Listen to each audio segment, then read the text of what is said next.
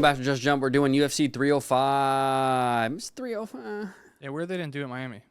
Yeah, it is weird. Pitbull could just be up in... Pitbull just had a new song on Kesha, TikTok. Remember that girl? Think she gets mad? What are you doing? What? You think she gets mad that TikTok is such a big app and that was like her song? Oh, that's true. That was her song, wasn't it? And she spelt it that way first, I fear. She also started the song saying, wake up in the morning feeling like P. Diddy, so that didn't age well either. I forgot about that, Yeah, dude. tough luck, Kesha. That's tough. Okay. Well, UFC 305. And we're back. There's a few things we got to talk about. I mean, do we just start with Izzy, or is there someone else you'd like to start with? I think you start with the main event. All right, we'll start with Izzy. That was a tough one. I mean, the young man might be not so young anymore. He might be slowing down. 35. Ugh. Those mid-30s in the UFC, people forget. The cliff starts to hit. I mean, he looked great, though. He did. Like, I thought DDP won the first 2 rounds. They were very close. Well, first round was close. Second round, the takedowns, Link took over. Izzy started styling on him in the third. Yeah, I won't say that they weren't fighting. And I was saying that to you earlier. They were fighting. They started going at it, and then the fourth round, Izzy was kind of leaving his mark, and then DDP just does these things where he lunges at people and just lands punches. It's like Is weird. that 2 losses in a row for Izzy? Yeah. He was pretty funny. He was like, I'm breaking records. It's my first time losing 2 in a row. It's my first time getting submitted. He goes, so I'm always breaking records. At least he's got a good attitude Yeah, about that was very, very classy at the end, which I thought was great. I love the way that they kind of embrace each other after. Like, the whole Africa storyline going in seemed a little dark for them, and it seemed like they kind of came out on the right end on that. They WWE'd us a little bit. They had to. I mean, it's I don't know. Izzy was crying at the press conference. I don't know if anything was fabricated there. I think Izzy believes everything he's saying for sure. Like, he's definitely like that emotional character, you know? What if I were to tell you that Dricus du Plessis has made Sean Strickland and Israel Adesanya cry, and has also finished Robert Whittaker and Israel Adesanya? This guy's got the accolades galore. And he looks like a thumb. I saw a bunch of pictures of him kissing dudes too. Yeah, he likes to kiss his coaches on the lips. Interesting. That was funny after too. Izzy like kissed his hand and then put it on his lips after the fight, which I thought was funny. They started laughing about it. So weird. I guess that is funny for them though. I guess, does Izzy come back from it? I don't think so. 35's tough. I think he's kind of at that stage now where it's like, just give me some like cool, fun fights, make some money, and kind of do my thing. He was doing it for a lot longer than he was popular. Like, I think he got really popular toward the end, but he had already been winning so much. He fought so much. Like, people take for granted. Like, a lot of guys that win the belt don't fight as often as he did. Him and Volkanovski were literally just putting the company on their back, fighting every few months, which is crazy. Like, champions don't do that in UFC. The curse of the prime athlete? That could be a real thing. They're both prime athletes, and they've both lost since signing. I think they might be the only 2 in the UFC, too, right? I think so, yeah. Well, tough luck. And Logan just lost his belt. Yeah, Logan puts that chain around your neck, and you just start losing your aura, as the kids would say. Oh, dude, no more. The aura. Yeah. Now there's a lot of new challengers coming up. We got, like, Pereira's on Instagram saying he's going to try to, I don't know how he's going to make 185 again. He might have to cut a leg off, but that'd be fun. Whitaker's fighting Hamzat.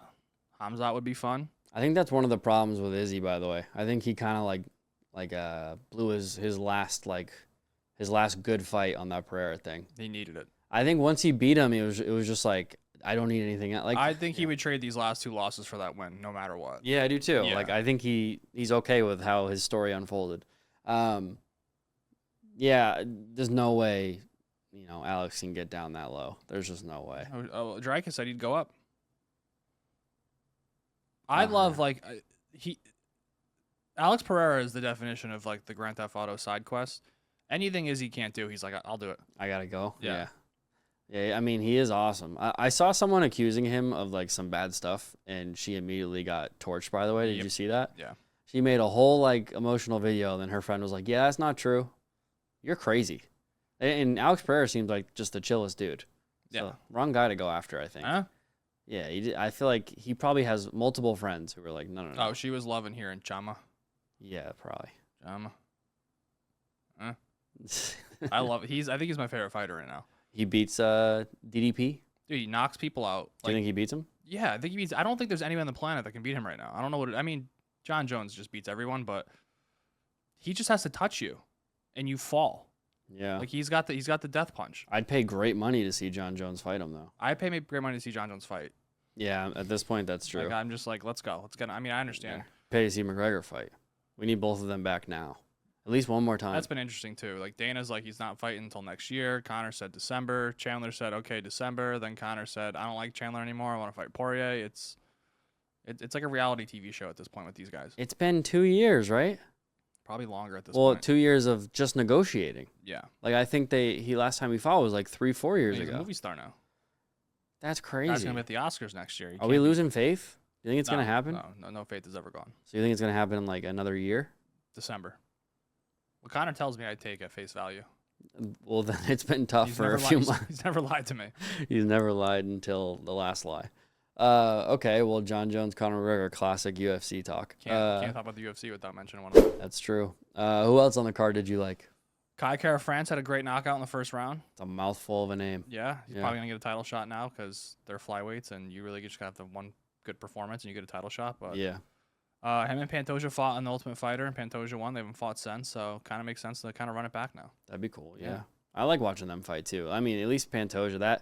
This current brand of flyweights are very active. They're going at each other. So And then the highlight of the night, the star of the night, Dan Hooker, interesting. just a psychopath. Last time I saw Dan Hooker fight, I was a big highlight merchant this time around. But last time I saw Dan Hooker fight, I think he got a pretty serious arm injury.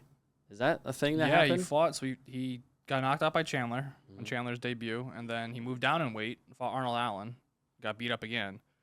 And that was kind of usually when you're like, all right, this guy's probably done on the down end. Came back, won 2 fights at lightweight. Now he's on a 3-fight winning streak after beating Gamrot. That's rare, I feel like. Yeah, so you don't see that a lot. He's just beat the number 5 guy in the world now. I also heard you mention that like Hamzat's in play again. Is that true? Hamzat's fighting Whitaker. Didn't we think he might like never fight again at one point? Every time he gets hurt, he talks about how he's retiring because he just keeps getting. It's like, dude, just relax in the gym a little bit, buddy. He's trying to just up those dollars. Yeah. Well, all right, I like that. And then Dan, that was great. I think it was the end of the second round. He's sitting in the chair, blood all over his face, looking at his coach. He's just like, I love this shit, man. I love this. I was like, this guy's a psychopath. I love it. I do like fighters that love fighting. And then my favorite part of the whole night was Daniel Cormier just put on an electric factory of just a Comedy Central of how funny he was throughout the whole night. I will say there was no thought in my brain of him being a good commentator after he retired, and he has absolutely proved me wrong. And I'm like a little nitpicky with these sometimes. Like just a big John Anik guy. Like just let him talk by himself almost, and it's gonna be amazing. But when him, Joe, and DC are in there, it's amazing. And they had Dominic. I think it was Dominic Cruz last night because Rogan doesn't do anything out of the U.S. Some of the stuff he was like, first of all, the fact that he didn't know that New Zealand and Australia were different countries was absolutely hilarious. You think that's true, or was he putting it on a little bit? I think it's 100% true. Yeah. Then you got the Leech. The Leech gets knocked out, and they just pan back over to him just being unconscious. And he's just like, we got to get this man some help. We got to wake him up, get the smelling salts. Let's get this guy going. And then the Dan Hooker line was all-time funny. He's walking out. Dan Hooker's got the whole body tatted up now. And he basically said he looks like when you can unlock everything in a video game. He looks like an unlockable character with all his tattoos. He was hitting all the notes all night. It was just great. He like used the M4 enough and got all the attachments. Yeah, or something? he got all the attachments. He's ready to go. I love that, dude. DC has been, like I said, proving me wrong for a while now. He is funny. He got a bad rep because when you're going against John Jones, no one likes you. Well, it's like funny. Him and Michael Bisping were just known as guys that, I mean, DC people liked him a lot. It's just John Jones is John Jones, so you're never going to pick against him. But I think that latter half after the John Jones stuff, people started kind of loving him. Yeah. He's just been great, like just a great pick for the UFC to throw in the commentary booth. And Bisping's the same way. Talk about a guy that everybody hated. Not one person besides people in England liked this man. I remember you specifically hating him a lot. Oh, I hated him. Yeah. You can't come at Dan Henderson like that. What are you doing? Well, you didn't. I was a big Luke Rockhold guy, and you were mad at me because we let him be the champion. Yeah, dude. Like, what were you doing here? Yeah. And then I think that was the turnaround for me. When he beat Luke Rockhold, he was so funny. Like, the all-time clip of Rockhold being like, conceive, believe, achieve, and doing the thing. And then he just goes, shut the fuck up, buddy, on the thing. And he's like, you sound like the worst self-help book ever. And then getting the actual real-life laugh out of Dana at the press conference, Luke was done. Like, you knew that fight. After that, it's like Bisping's winning now. Yeah, that was tough. Like, the boss is laughing in your face. He's a great commentator as well, though. He's hilarious. And the fact that he has no awareness of when the camera's on or not is great, too. No, he does, yeah. And he's zero filter on that guy, too. I prefer it that way. Yeah, that's why I love the UFC. I don't like when people watch, like, sporting events. They do this in football a lot. They'll, like, overhear someone saying something in sports and then, like, be mad at them for being savage. Like, do you see the sport they're playing? Yeah. Like, we have to wear helmets. The Red Sox guy got in trouble. I can understand being mad at him for that. That was tough. It's baseball. Shocker, he got a standing ovation. Relax. And he came back. But, yeah, the Massachusetts is, like, done with the wokeness, I guess. Nice shirt you got on.